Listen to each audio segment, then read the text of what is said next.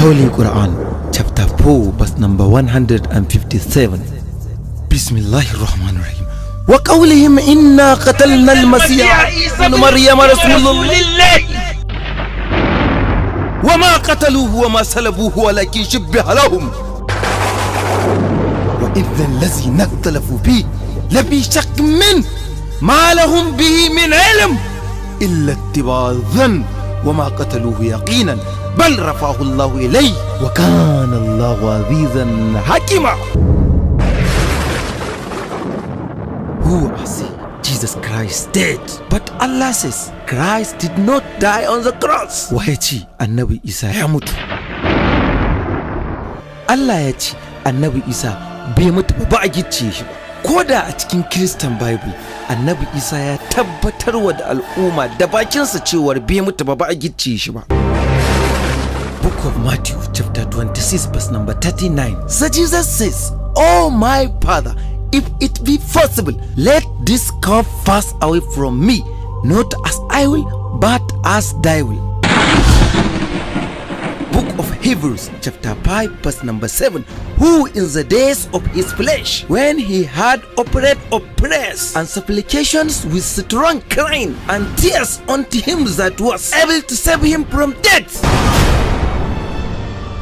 A cikin kwanakin jikinsa kuwa da ya yi sallah da ya miƙa addu'o'i da roƙe-roƙe da kuka mai zafi da hawaye ga wanda yake da ikon kubutar da shi daga mutuwar da aka amsa a gare shi.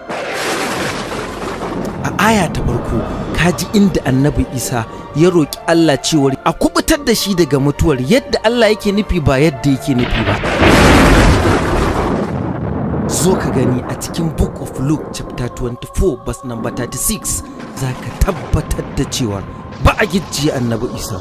Jesus himself stood in the middle of them and he said to them, "Peace be to you." Salamu alaikum. Annabi Isa da kansa sai gashi a tsakaninsu ya ce da su, "Salamu alaikum, aminci a gare ku." But they were terrified and frightened and supposed that they had seen a spirit. Amma suka firgita, suka ji tsoro kwarai, sun ɗauka ruhi ne ko wata fatalwa suke gani. And he says unto them, "Why are you troubled? And why do thou arise in your heart?" Dan me kuka razana kuma gabanku ya faɗi har kuke sassaƙa wasu abubuwa a zuciyarku?